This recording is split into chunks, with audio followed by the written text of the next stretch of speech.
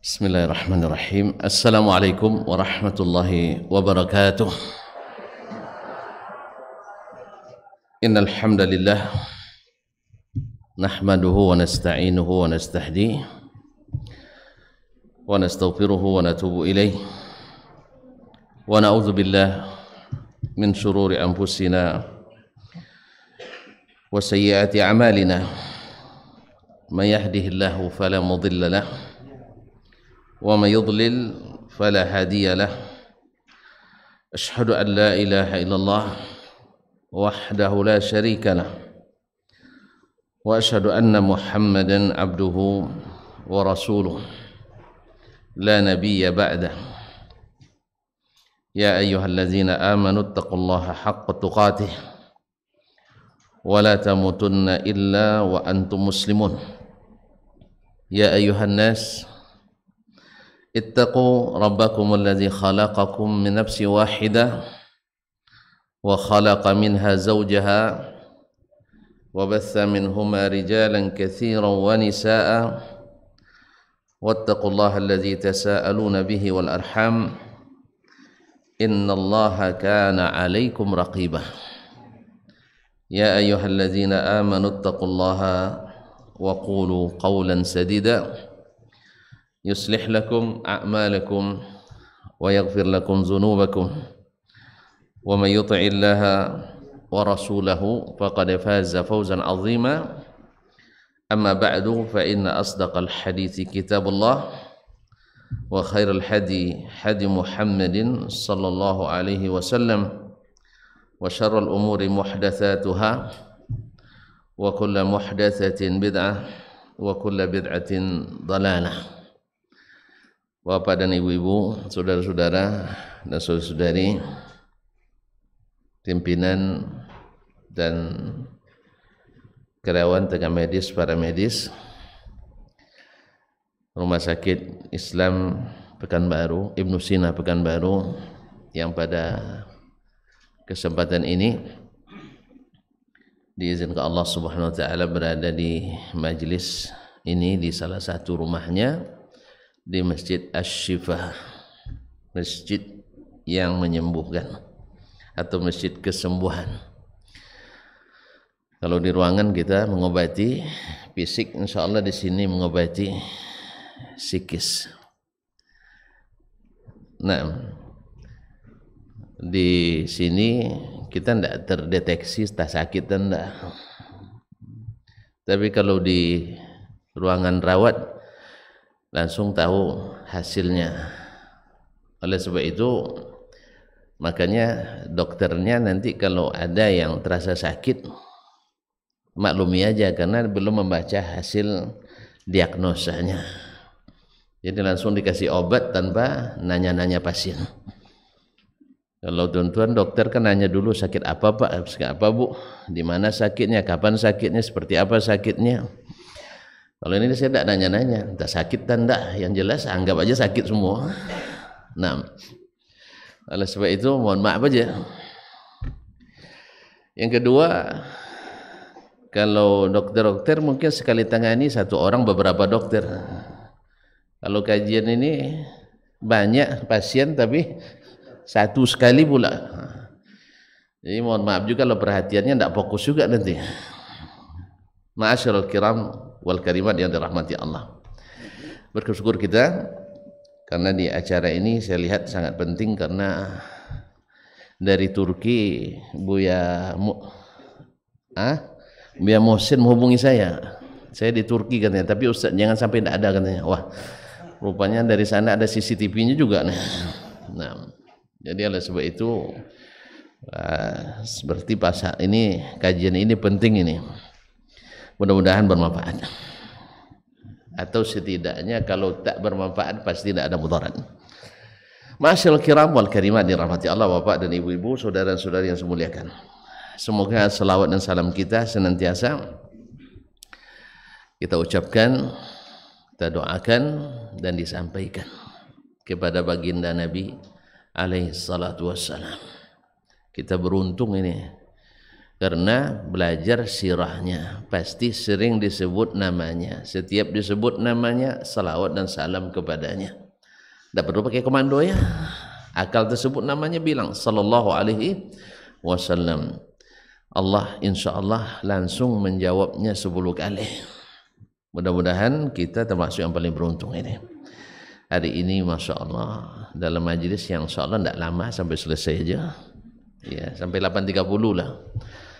Ya, sampai 8.30. Saya usahakan dalam tempo yang sesingkat-singkatnya. Nah, karena akan berlanjut nampaknya. Cuma sekali sebulan kan lama juga. Dah lupa lagi yang kemarin. Bisa ditanya sekarang enggak? Baik. Masih mukaddimah. Kan saya bilang mukaddimahnya panjang.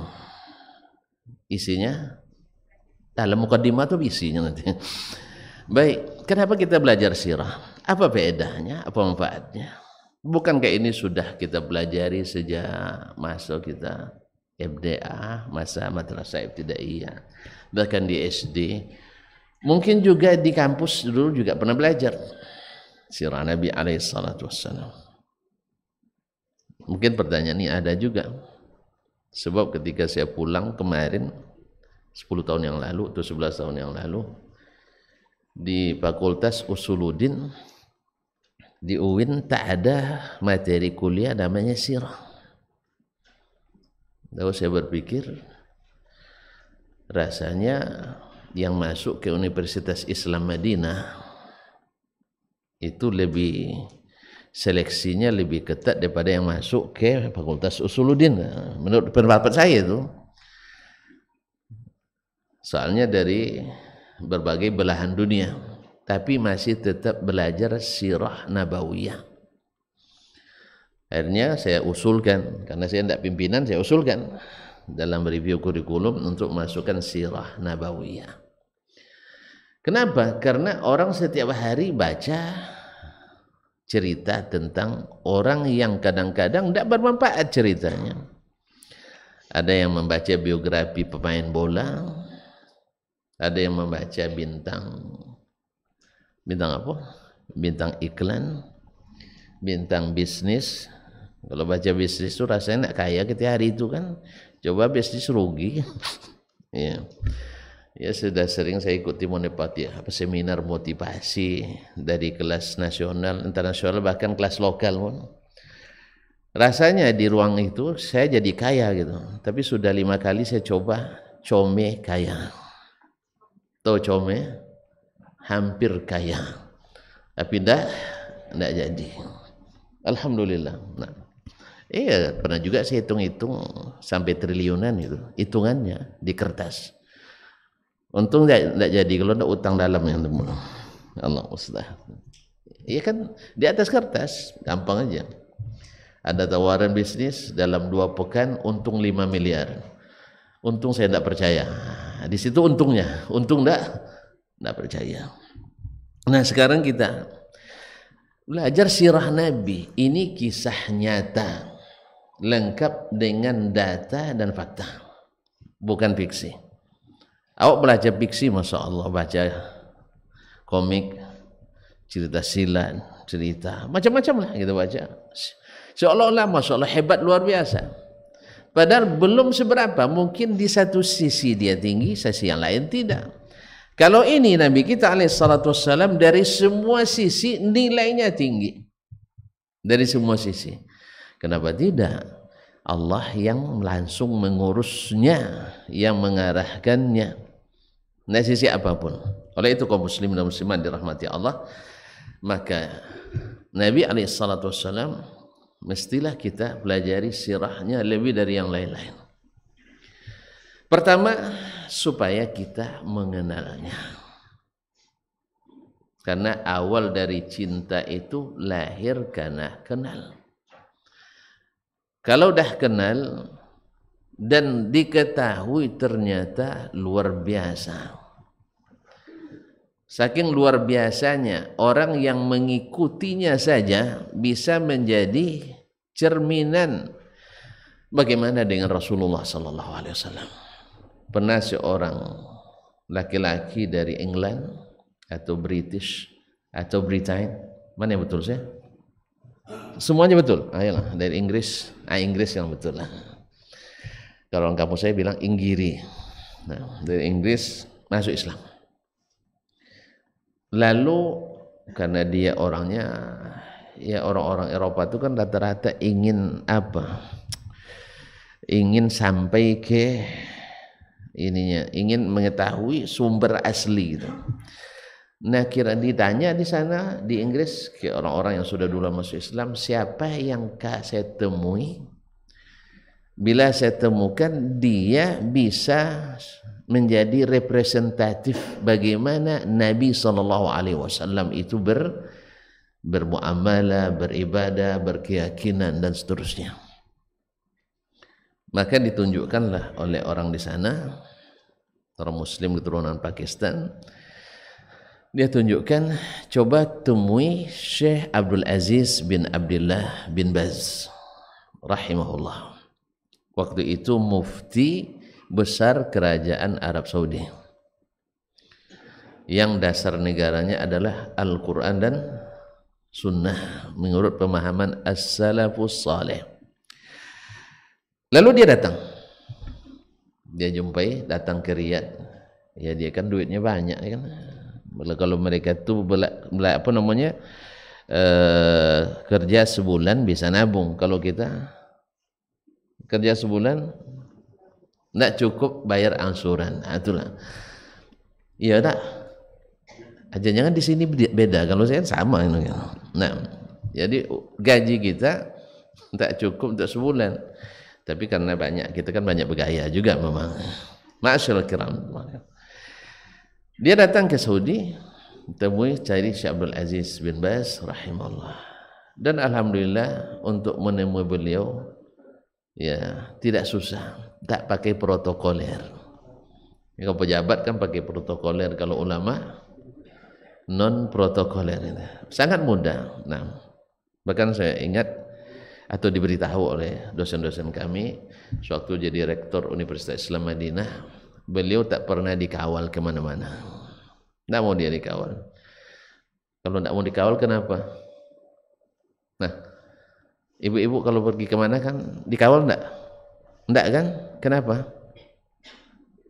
Karena aman, karena nyaman gitu. Orang yang nyaman tidak perlu dikawal. Kenapa dia aman? Karena tidak pernah ngacau, makanya aman dia. Karena dia tidak pernah mengacaukan orang. Ma'asyiral kiram, kalimat dirahmati Allah. Pergi dia ke Syekh bin Baz, bertemu beberapa hari di situ. Lalu dia bilang, wallahi law kana, ini bahasa Arab, saya bacanya di bahasa Arab ya. Bahasa Inggrisnya tolong terjemahkan saya. Kalau bin Baz saja seperti ini, yang tentu sangat jauh dari pribadi Nabi, ya tentu jauh kan, tidak mungkin dibandingkan Syekh bin Baz dengan Nabi SAW. Tapi dia mencoba meneladani Nabi, sudah begini, apalagi dengan Nabi Muhammad SAW. Dan memang ramai orang yang awalnya memusuhi Syekh, tetapi setelah bertemu mencintai Syekh. Sebagaimana dulu Nabi SAW datang orang kepadanya dalam keadaan tidak ada orang yang paling dibencinya di atas permukaan bumi melebihi bencinya kepada Muhammad bin Abdullah ibn Abdul Muttalib Al-Hashimi radhiyallahu alaihi salatu wassalam. Tidak ada yang paling dibencinya. Tetapi setelah dia melihat, setelah dia berinteraksi, setelah dia berbicara, setelah dia mengetahui, jadilah orang paling dicintainya di dunia. Seperti Thumamah ibn Uthal radhiyallahu anhu, salah seorang pimpinan kabilah di Yamamah, di Bani Hanifah, tertangkap dalam suatu operasi, lalu dibawa ke Madinah, ditawan di Masjid Nabawi, diikat di tiang Masjid Nabawi. Setiap hari dia lihat Nabi alaihi salatu wassalam, bagaimana dia dengan sahabatnya, bagaimana dia dengan orang tua, bagaimana dengan anak muda, bagaimana dengan anak kecil, bagaimana dengan perempuan, bagaimana, semuanya dia lihat. Setiap hari Nabi SAW datang kepadanya, bagaimana Sumamah? Lalu dia jawab, silahkan Muhammad, kalau kamu lepaskan saya, engkau melepas orang yang pandai berterima kasih, pandai berbalas budi, karena dia kepala suku. Kalau orang dulu memang wafaknya luar biasa kaum muslimin, kalau berjanji ditepati. Kalau kita kan semboyannya jembatan biasa lapuk, janji biasa, biasa mungkirnya harus dirubah ini. Sekarang jembatan tidak lapuk-lapuk lagi. Dulu jembatan dari bambu, jembatan dari kayu, itu kayu sortiran pula, batas lapuk. Sekarang jembatan dari basi baja, beton, jangan cepat lapuk pula. Janji tidak boleh mungkir-mungkir lagi ya. Kaum muslimin dan muslimat dirahmati Allah SWT, kalau kau hukum atau kau bunuh saya, ingat Muhammad, dia dalam keadaan terikat itu. Kau membunuh orang yang akan ada penuntut darahnya. Ancaman itu. Ya, di satu sisi dia berikan, di satu sisi dia mengancam Nabi alaihissalatu. Padahal dalam keadaan, karena orang sana punya izzah, dia punya iffah, tidak mau dihina. Ma'asyarul kiram dirahmati Allah. Kalau kau lepas, kau melepaskan orang yang pandai berterima kasih. Kalau kau hukum bunuh misalnya, engkau akan membunuh orang yang punya darah nilainya tinggi, tidak sembarangan.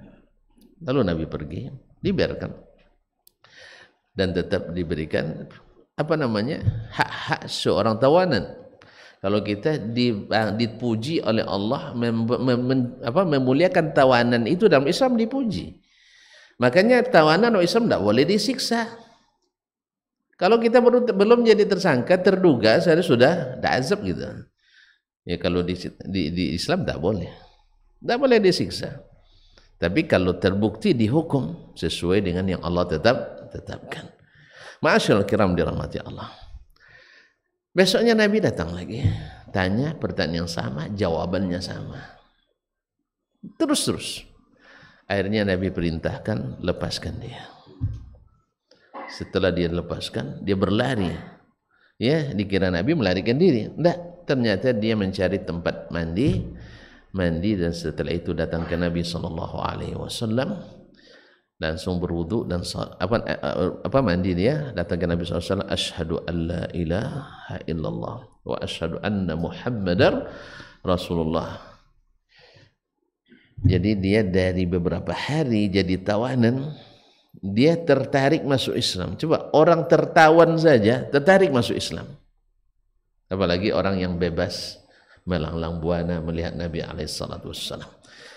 Akhirnya dia bilang, saya kemarin adalah tak ada di muka bumi ini yang paling saya benci seperti kamu. Tapi setelah saya mengenali langsung, tidak ada yang paling saya cintai seperti kamu. Ternyata sebelumnya dia dapat informasi yang tidak benar tentang Nabi sallallahu alaihi wasallam. Banyak orang dapat informasi yang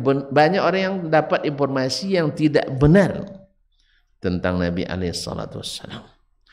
Makanya ketika orang-orang Amerika kemarin bikin isu terorisme di dunia, orang-orang Amerika penasaran seperti apa betul Muhammad itu yang dituduh biang terorisme, radikalisme, fundamentalisme dan sebagainya. Lalu mereka belajari Al-Quran, mereka cari hadis, dibacanya sirah Nabi dari sumber yang asli. Biasanya dari pemikiran-pemikiran orang orientalis. Sekarang dibaca sumber asli, Al-Quran dan hadis terutama.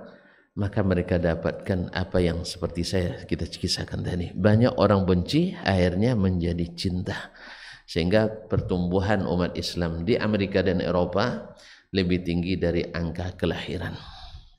Bayangkan dalam 1 dekade saja, sejak isu Twin Towers ditabrak dengan pesawat terbang baru itu, alhamdulillah masjid dari 1.200 masjid menjadi 11.000 masjid lebih. Alhamdulillah. Jadi makanya sebenarnya iklan gratis itu semakin difitnah, karena emas itu semakin dimasukkan ke api semakin murni. Mutiara itu dimanapun ditemukan tetap mutiara. Ya, kalau dapat ibu-ibu mutiara dalam lumpur, diambil nggak? Ah, kotor, nggak mau.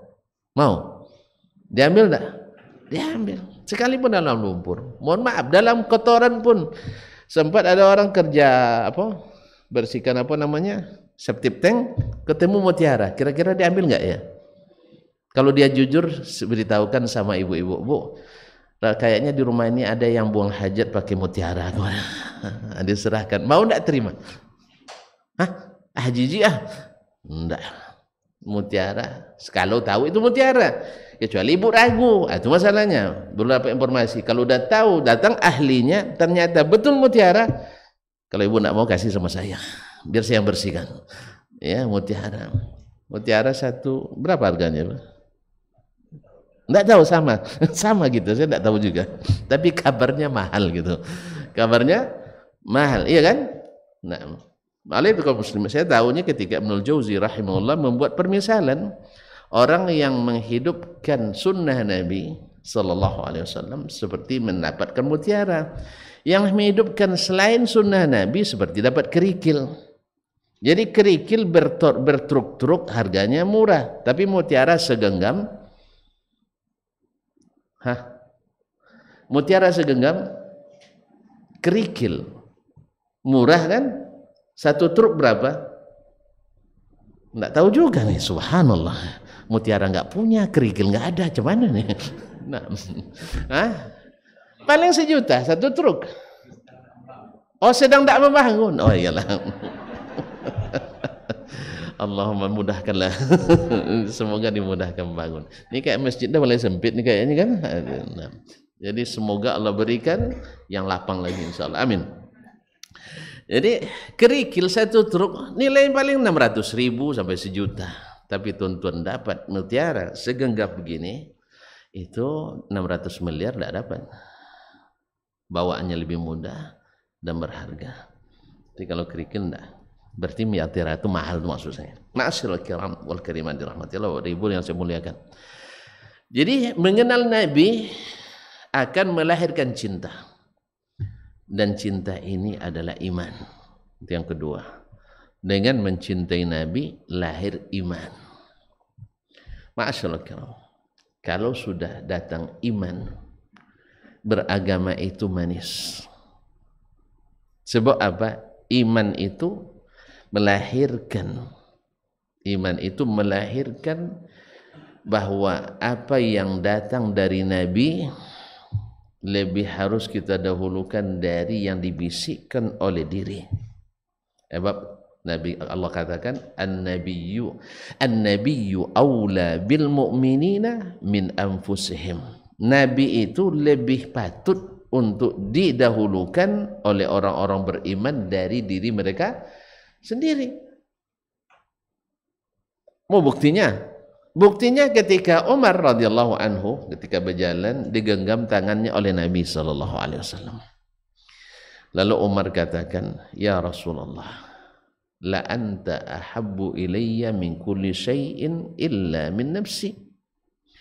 Wahai Rasulullah, engkau lebih aku cintai dari segala sesuatu, dari apapun, kecuali dari diriku sendiri. Nah, Umar bicara natural, sunnatullah, menjadikan kita mencintai diri lebih dari orang lain. Nah, kata Nabi, la ya Umar. Nabi maksudnya cinta syar'i. Ya, kalau bertentangan syar'i dengan kauni didahulukan syariat. Apa kata Nabi sallallahu alaihi wasallam? Ya Umar, la hatta akuna ahabba ilaika min nafsik. Tidak ya Umar, sampai aku lebih engkau cintai dari dirimu sendiri. Allah. Gimana tidak? Kita kaum muslimin dan muslimat dirahmati Allah Subhanahu wa taala sering menzalimi diri kita sendiri. Nabi tak pernah menzalimi kita.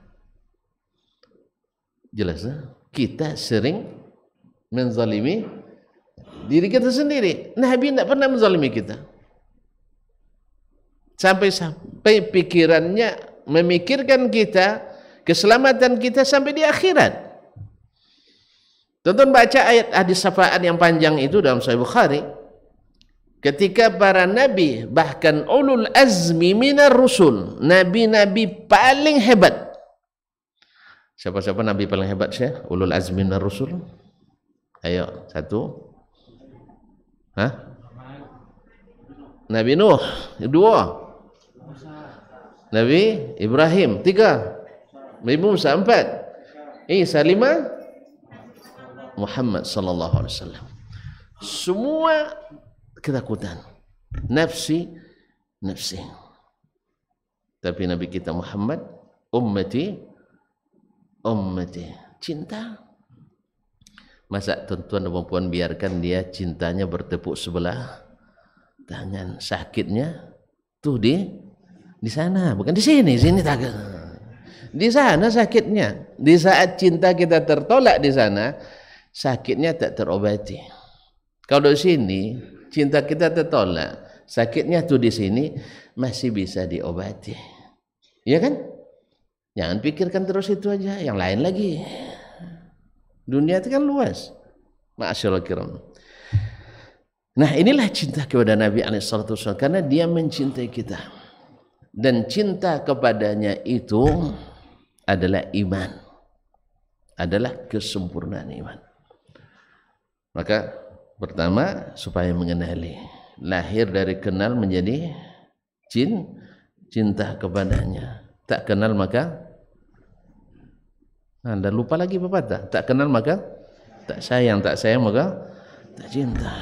Subhanallah. Berarti sayang dulu baru cinta ya. Nah, tapi kalau tidak kenal tidak mungkin. Makanya patut kita untuk selalu mengulang sirah Nabi alaihissalatu wassalam. Makanya sahabat dulu mengajarkan sirah itu kepada anak-anaknya. Bahkan Nabi mengajarkan pada sahabatnya seperti mengajarkan Al-Quran, kata mereka. Kunna nu'allimu sibyanana siratan nabawiyyah kata'limina ilayahum Al-Quran. Kami mengajarkan sirah kepada anak-anak kami seperti menghafalkan Al-Quranul Karim. Dari mana dapatnya itu? Karena Nabi itu adalah Al-Quran berjalan. Jadi kalau nak tahu melaksanakan Islam, melaksanakan Al-Quran dengan sempurna, baca sirah Nabi SAW. Itulah makanya ketika Ummul Mukminin Aisyah radhiyallahu taala anha ditanya tentang akhlak Rasulullah SAW, maka dia jawab kana khuluqul Quran, akhlaknya Al-Quranul Karim. Nah, perawi yang menanyakan ini kepada Ibunda Aisyah radhiyallahu anha, dia berkata, saya sejak mendengar itu dari Ibunda Aisyah radhiyallahu taala anha, saya berjanji tak akan tanya lagi orang lain. Saya cukup dengan Al-Quran dan Sunnah. Sebab ini jaminan agama ini sempurna dengan Al-Quran dan Sunnah. Maka dia bilang, saya tidak nanya lagi, cukup melihat Nabi SAW.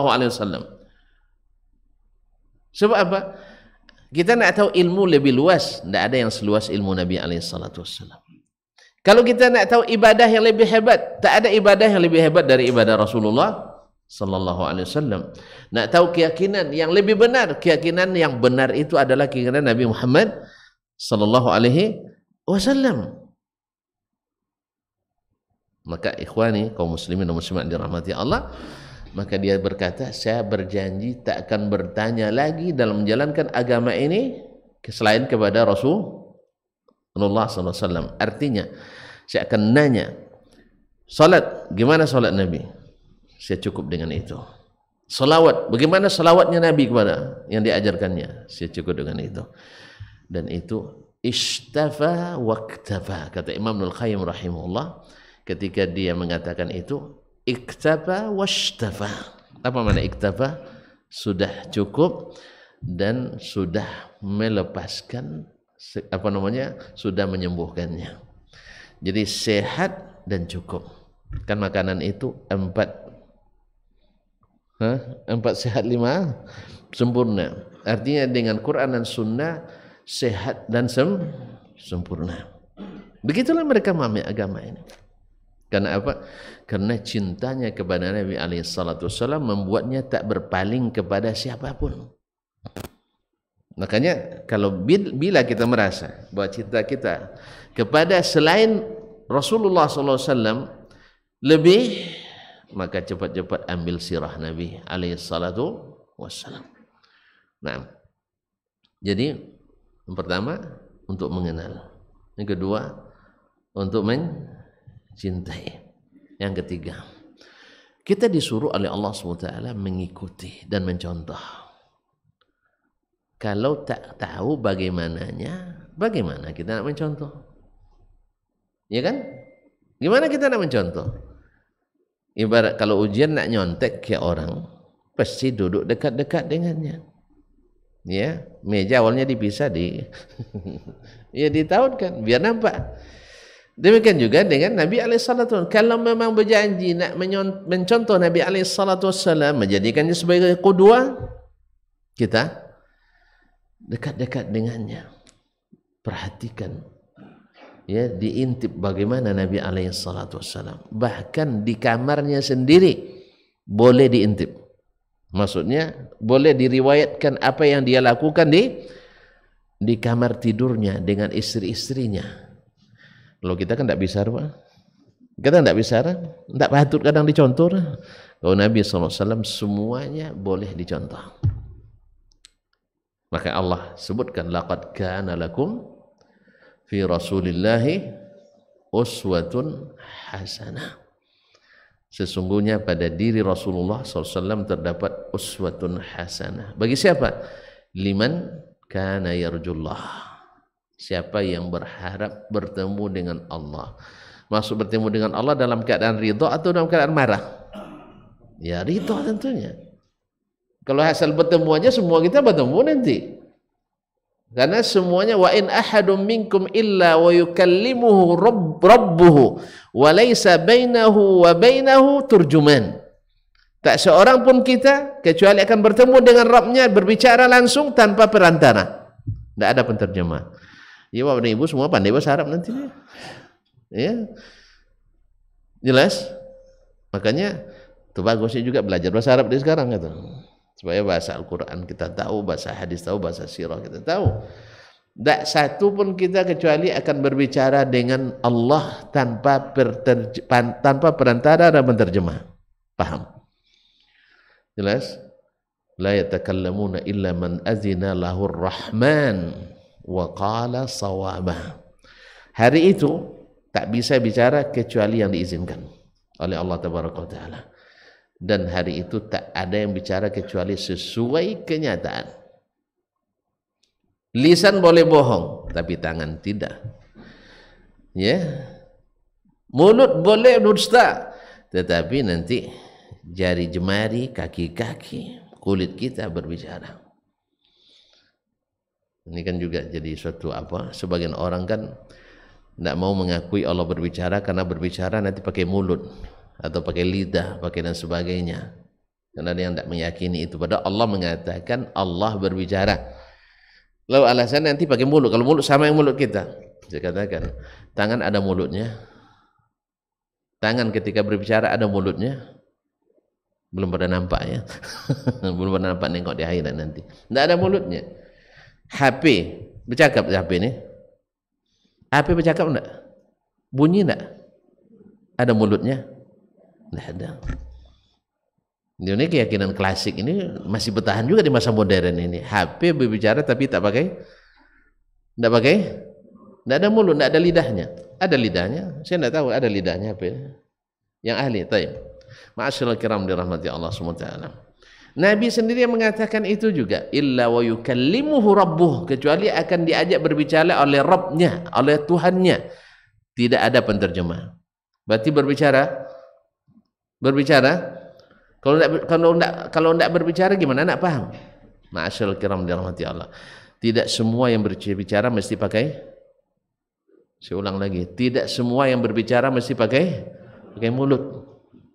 Ya, buktinya batu dulu berbicara, ucapkan salam ke Nabi SAW di mana? Nah, kan belum masuk sejak sirah Ustaz, belum tahu kami nanti insyaallah ya. Batu mengucapkan salam kepada Rasulullah SAW di Makkah. Ada mulut batu tuh? Enggak ada. Jelas? Awan dulu pernah berbicara, tapi tidak ada mulutnya. Korma dulu awal-awal Nabi khutbah sebelum ada mimbar, Nabi khutbah sambil menyandar ke sebuah batang korma. Ketika dibuatkan mimbar, nangis itu korma. Mana mulutnya? Tidak ada mulutnya. Jadi berbicara tidak mesti pakai mulut, sehingga tidak susah kita mengimani bahwa Allah itu berbicara, didengar dan didengar dan dipahami. Ma'asyiral kiram dirahmati Allah SWT. Jadi Nabi dijadikan sebagai ikutan. Bahkan cinta kita kepada Allah tak diterima kecuali dengan mengikut Nabi SAW. Allah berfirman, "Qul in kuntum tuhibbunallaha fattabi'uni yuhibbukumullah wa yaghfir lakum dzunubakum." Katakan hai Muhammad, bila kamu mencintai Allah, ikut saya. Berarti tidak ada cinta tanpa mengikut Nabi SAW yang diterima. Kalau ada yang mengaklaim mencintai Nabi dengan cara tak mengikut Nabi, berarti telah melanggar wahyu yang diturunkan ke Nabi SAW. Karena Allah katakan hai Muhammad, bila kalian mencintai Allah, ikuti saya atau aku ya. Ikuti saya. Pasti kalian dicintai Allah dan diampuni dosa-dosa kalian. Oleh sebab itu mencintai Allah boleh dengan cara kita sendiri? Boleh dengan cara kita sendiri? Tidak. Mesti dengan cara yang diajarkan Nabi SAW. Karena waktu nampaknya belum. Nanti tuan-tuan bertanya pula. 5 menit lagi, alhamdulillah. Pertanyaannya 5 menit, jawabannya 50 menit. Nanti ini salah saya itu. Salah saya itu pertanyaannya kecil, jawabannya panjang. Tuan-tuan pandai merangkum kata, saya tidak pandai. Saya pandai lebar-lebar, tuan-tuan pandai lipat 12 gitu. Awak lipat 3. Ma'asyiral kiram dirahmati. Teruskan lagi. Baik. Jadi sudah berapa? Mengenali Nabi, kemudian mencintainya, kemudian mengikutinya. Baik kaum muslimin dan muslimat dirahmati Allah SWT. Sesungguhnya mempelajari sirah Nabi SAW akan menjadikan semangat kita atau memotivasi kita dalam kehidupan ini. Sebab apa yang kita rasakan, Nabi juga rasakan. Apa yang kita rasakan? Coba tuan-tuan bilang. Meninggal anak di waktu kecil, pernah merasakan? Sudah? Pahit kan? Pahit sekali. Tetapi Nabi juga bukan satu anaknya yang meninggal di depan matanya. Ada yang baik, ada yang sudah sudah bersuami. Satu-satunya yang masih hidup ya, yang belum mendahului Nabi hanya Fatimah radhiyallahu taala anha. Itu pun tak lama Nabi pergi, dia pun menyusul.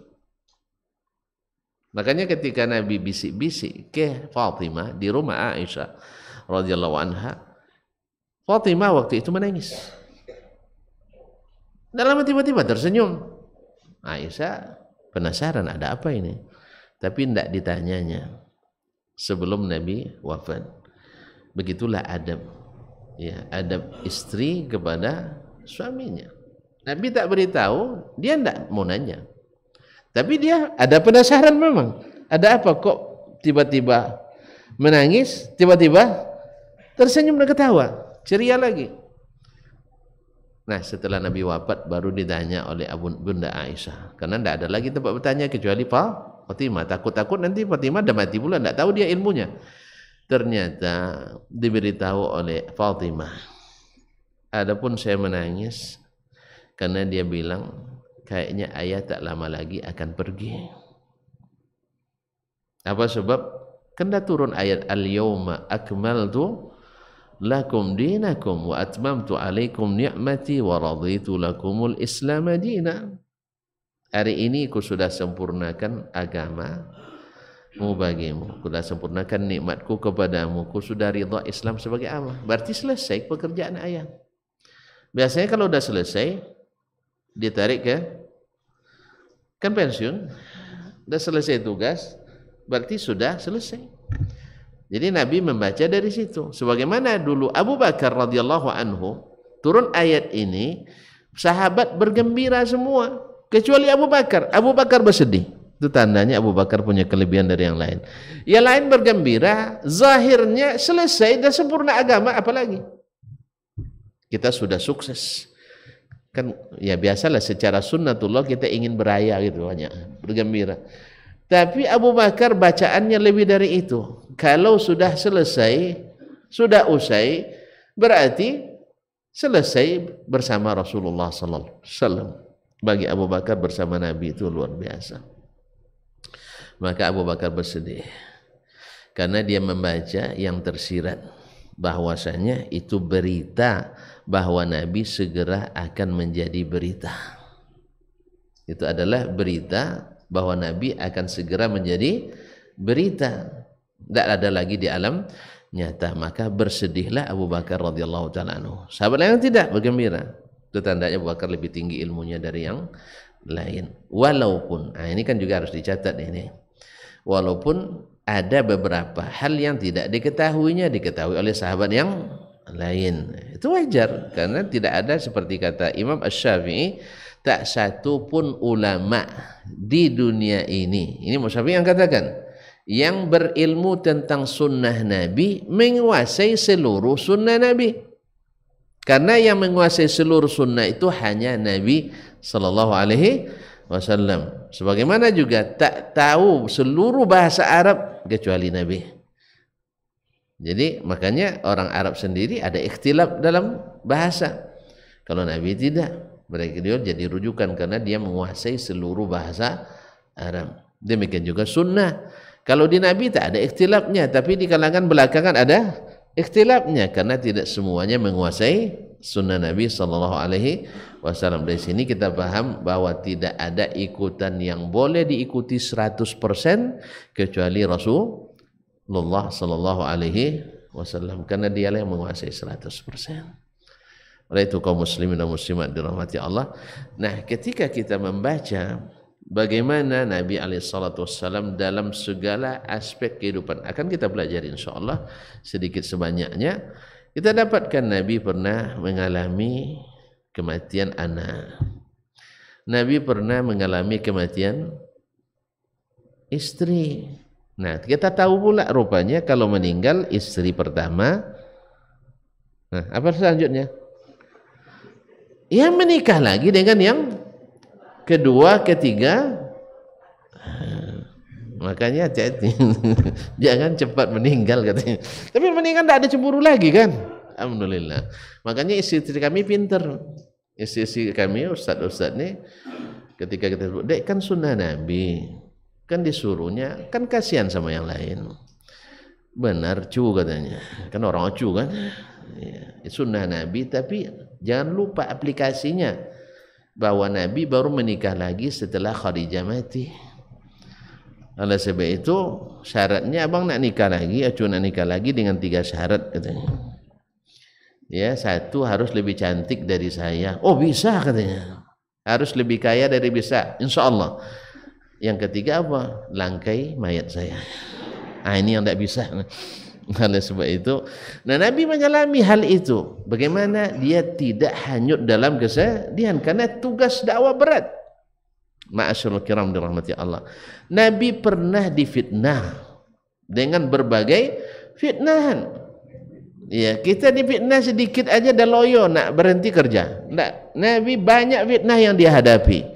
Dituduh berdusta, dituduh orang gila, dituduh penyihir, dituduh dukun, dituduh penyair, dituduh banyak tuduhannya. Bahkan dianggap pengacau umat, pemecah belah umat. Itu duluan sudah ada sih, Nabi tujuannya dulu. Nah, kalau gitu, kalau siapa yang ingin jadi dai, baca sirahnya tentang itu. Siapa yang nak berpoligami, baca sirah tentang yang tadi. Ya, siapa yang nak jadi pemurah, baca sirah sedekah Nabi SAW. Masya Allah, Nabi SAW suatu hari selesai solat berlari ke dalam rumah. Kenapa berlari? Biasanya Nabi duduk dulu zikir kan, sekarang berlari dulu ke rumah. Kenapa? Oh, ternyata selesai solat teringat ada sedekah yang belum diberikan kepada yang berhak. Takut nanti mati sedekah belum diserahkan. Pada sedekah kan bisa diserahkan orang lain nanti, tapi beliau tidak, harus diserahkan. Subhanallah. Nah, kalau tidak belajar tentang itu, bagaimana adabnya dengan keluarga, adabnya dengan dengan masyarakat, adab dengan anak-anak, bahkan dengan anak-anak, adab Nabi SAW puncak. Sehingga dengan demikian nanti kita tak pengaruh lagi dengan media-media yang ada hari ini, karena rata-rata berita itu tidak benar tentang Nabi SAW.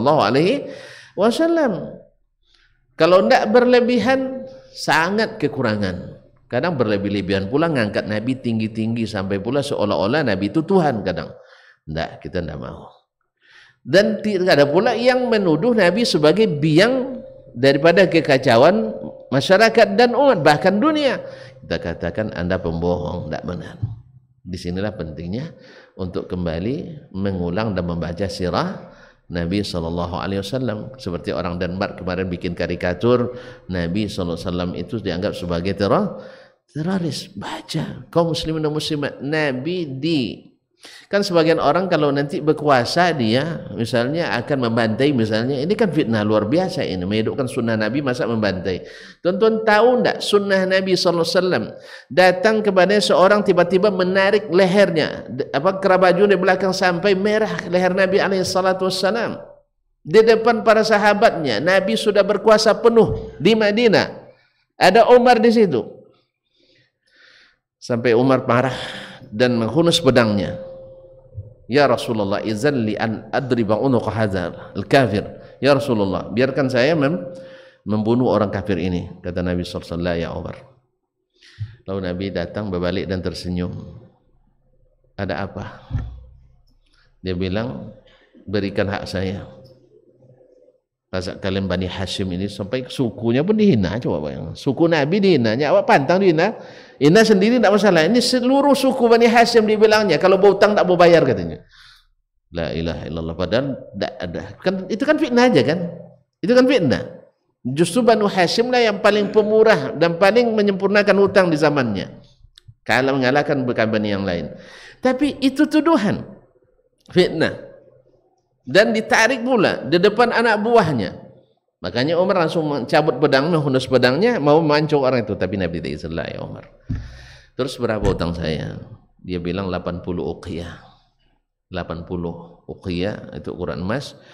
Kata Nabi SAW, ya Umar, bawa dia bayar 80, kemudian tambah 20. Loh, kok tambah Rasulullah? Iya, utangnya 80, lalu dibayar dah 100. Kenapa? Ini orang sudah menyakiti, tidak sopan, tidak hormat, tiba-tiba dapat bonus gitu, hadiah. Lalu kata Rasulullah SAW, adapun yang 80 itu haknya. Itu haknya. Harusnya kamu Umar tadi nyuruh saya bayar hutang, jangan menggertak orang kolektor ini, debit kolektor. Ya, harusnya kamu nyuruh saya bayar hutang saya. Nah, adapun yang 20 itu kamu sudah membuat dia ketakutan. Kalau dihunus pedang ketakutan enggak? Ya antum misalnya ketua kita tiba-tiba ditarik kerahnya, antum kan tidak rela tuh kan? Masa mungkin satpam bawa pentungan dia, nak dipukul. Sakit hati di depan kita. Takut enggak orang ini, orang luar nih sendiri, takut. Maka 20 itu sebagai kafarah, penebus karena kau telah menakut-takuti orang. Coba bayangkan, Bagaimana mungkin Nabi menyebar terorisme di dunia? Bagaimana ajaran sunnah Rasulullah kalau dihidupkan akan membantai manusia, apalagi umat Islam? Maka ini fitnah luar biasa. Nauzubillah tsumma nauzubillah. Kecuali ngakunya menegakkan sunnah tapi menggugurkan dan menjatuhkan sunnah Nabi alaihi salatu wassalam. Kaum muslimin dan muslimat dirahmati Allah Subhanahu wa taala, itulah Rasulullah sallallahu alaihi wasallam. Jadi dia akhirnya yang menarik Nabi tadi ternyata salah satu petinggi di satu suku. Dia bilang, saya Zaid bin Sa'idah yang dulu beragama Yahudi atau Nasrani. Dia bilang, kami sudah dapatkan dalam kitab-kitab kami At-Taurah dan Injil, dalam perjanjian lama dan perjanjian baru, sifat-sifat itu semua sudah lengkap pada Nabi SAW. Tinggal satu lagi yang belum saya buktikan nyata, yaitu bila disakiti membalas dengan yang terbaik, bukan membalas dengan yang terburuk. Makanya kalau ada misal keedah, kalau kau buruk aku bisa lebih buruk, ini bukan dari Nabi SAW, bukan ajaran Islam. Jadi ajaran Islam itu adalah kalau kau buruk saya tetap baik. Sebab seperti kata Imam Asy-Syafi'i atau Imam Ibnul Qayyim rahimahullah, kalau ada orang berbuat buruk kepada kita lalu kita balas dengan yang setara, kita sama buruk dengannya. Misalnya ada orang yang nuduh, misalnya tuduhnya Abu Rayyanin sebagai orang yang orang yang bodoh misalnya. Lalu antum bilang pula antum bodoh 3 kali. Antum lebih buruk dari dia. Iya kan, lebih buruk itu. Kalau kau jauh dengan yang sama buruknya. Kalau jauh yang lebih buruk, Anda lebih buruk daripadanya. Lalu gimana? Maka Imam Ahmad jawab dengan begini, wajadtu tis'ata a'syaril adabi fit taghawi. Saya dapatkan 9 dari 10 adab yang tinggi itu ada pada mengabaikan kesalahan orang. Orang salah, pasti salah, maka kita abaikan saja. Biar dia penat bikin salah, akhirnya tobat. Ya, akhirnya tobat. Biarkan aja. Itulah di sirah Nabi akan kita temukan. Insyaallah ta'ala. Semoga masih sabar bersama saya. Sampai jumpa kembali pada pertemuan bulan depan. Semoga tidak musafir pula. Terima kasih dan mohon maaf. Saya kira sejelas itu, tak perlu ada pertanyaan lagi. Sangat jelas. Ya. Gimana gitu? Kita tutup aja. Tutup aja. Alhamdulillah. Kasihan saya katanya. Dia bilang, kasihan saya. Terima kasih dan mohon maaf. Mudah-mudahan Allah SWT berikan manfaat. Jumpa kembali dalam keadaan yang lebih baik hendaknya. Amin ya rabbal alamin. Semoga tak satu pun kita kecuali dapat rahmat. Allahumma ja'al istima'ana hadza istima'an marhumah wa tafarruqana min ba'di tafarruqan ma'sumah. Allahumma la taj'al fina wala ma'ana wala minna syaqiyan wala marhumah. Allahumma taqabbal minna innaka antas samiul alim. وتب علينا إنك أنت التواب الرحيم. اللهم علمنا ما ينفعنا وانفعنا بما علمتنا. اللهم حبب إلينا الإيمان وزينه في قلوبنا وكره إلينا الكفر والفسوق والعصيان واجعلنا من الراشدين فضلا منك ورحمة إنك أنت العليم الحكيم. ربنا آتنا في الدنيا حسنة وفي الآخرة حسنة وقنا عذاب النار. وسبحانك اللهم وبحمدك أشهد أن لا إله إلا أنت أستغفرك وأتوب إليك. Wassalamualaikum warahmatullahi wabarakatuh.